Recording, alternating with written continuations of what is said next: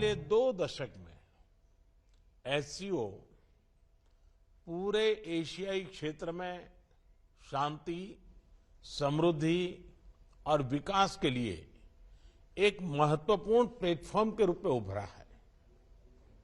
इस क्षेत्र के साथ भारत के हजारों वर्ष पुराने सांस्कृतिक और पीपल टू पीपल संबंध हमारी साझा विरासत का जीवंत प्रमाण है।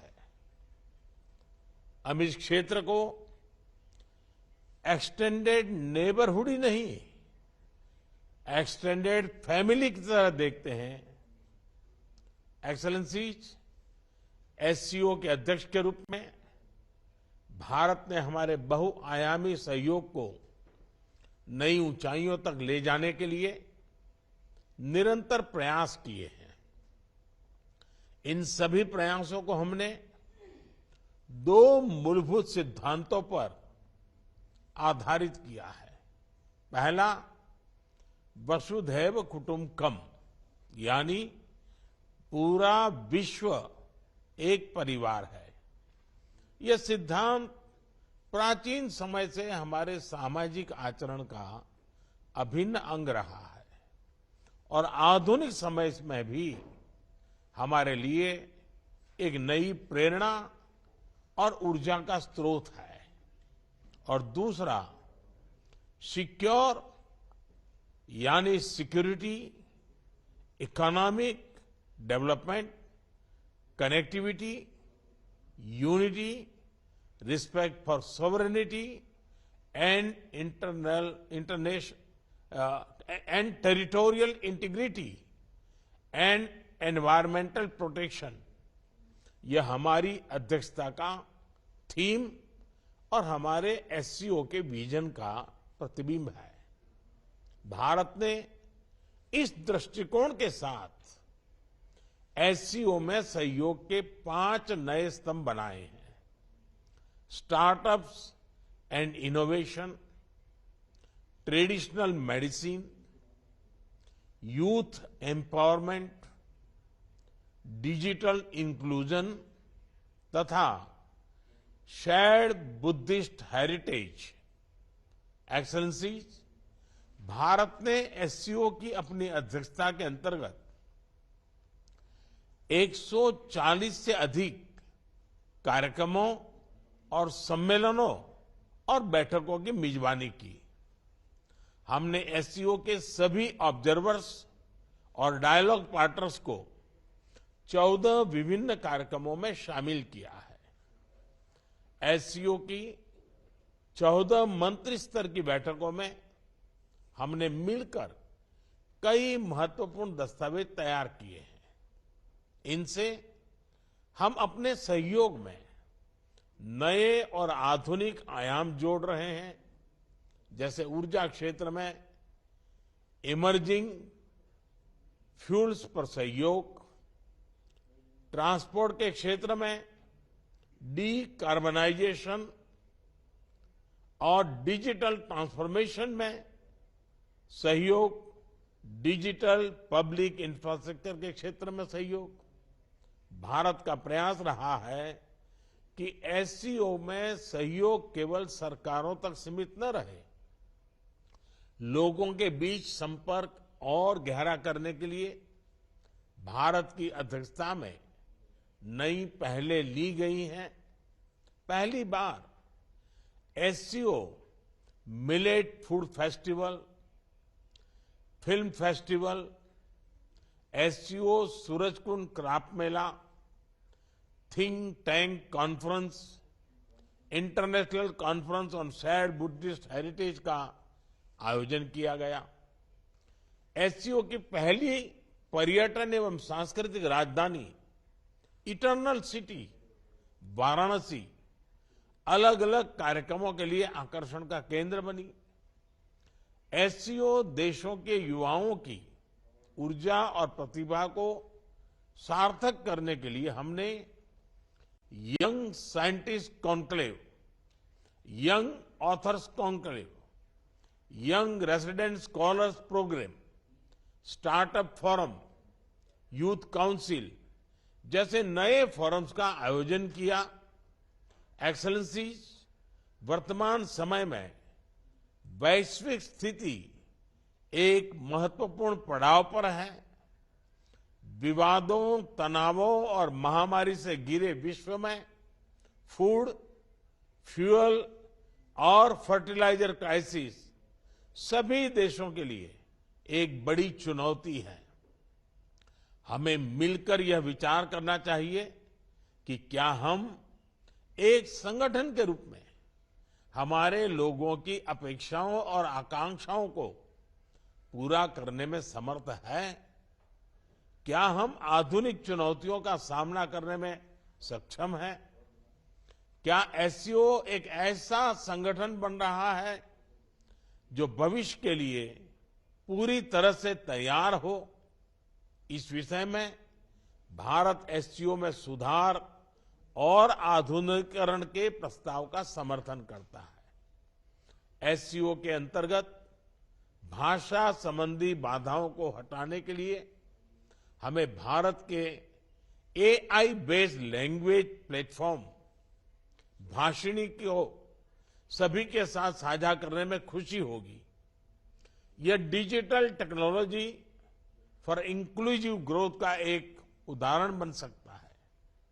यूएन सहित अन्य वैश्विक संस्थानों में भी सुधार के लिए एससीओ एक महत्वपूर्ण आवाज बन सकता है। मुझे खुशी है कि आज ईरान एससीओ परिवार में एक नए सदस्य के रूप में जुड़ने जा रहा है। इसके लिए मैं राष्ट्रपति राइसी और ईरान के लोगों को बहुत बहुत शुभकामनाएं देता हूं।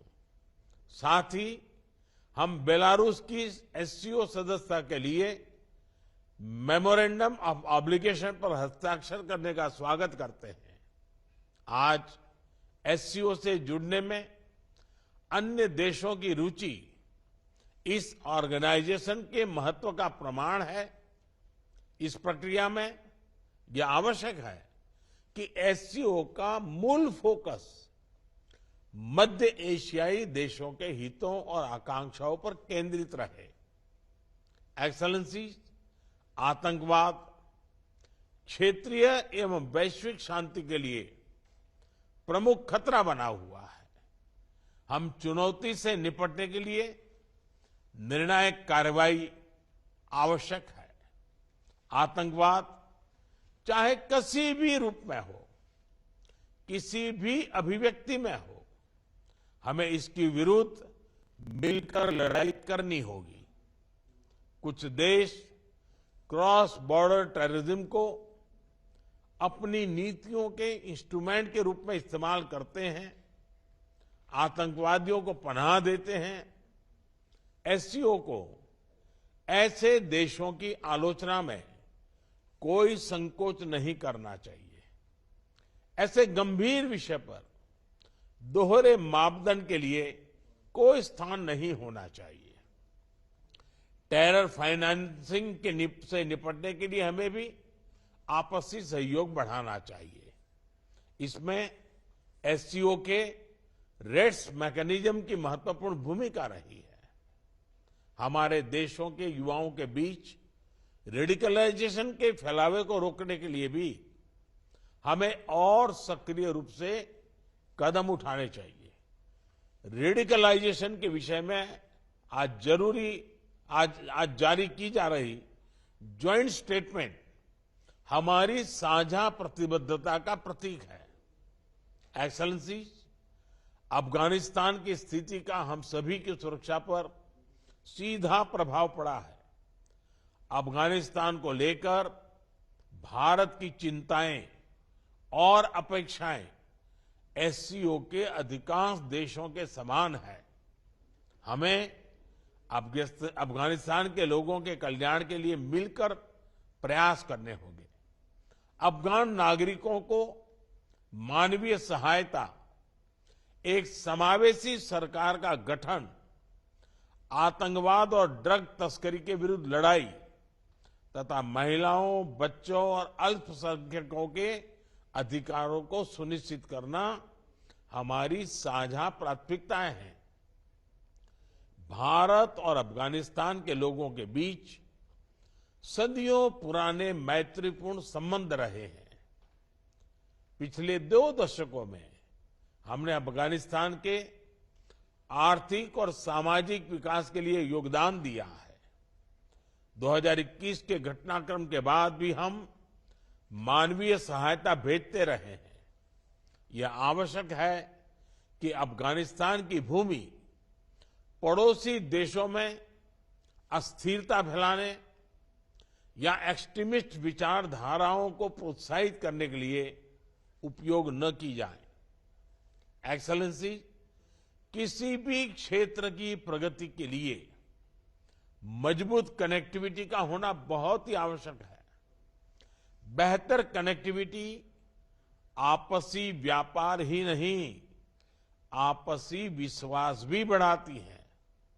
किंतु इन प्रयासों में एससीओ चार्टर के मूल सिद्धांतों, विशेष रूप से सदस्य देशों की संप्रभुता और क्षेत्रीय अखंडता का सम्मान करना बहुत ही आवश्यक है।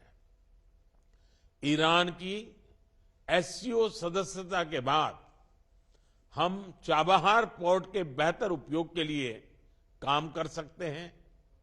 मध्य एशिया के लैंडलॉक्ड देशों के लिए international north south transport corridor Indian ocean तक पहुंचने का एक सुरक्षित और सुगम रास्ता बन सकता है। हमें इसका पूरा पोटेंशियल रियलाइज करना चाहिए।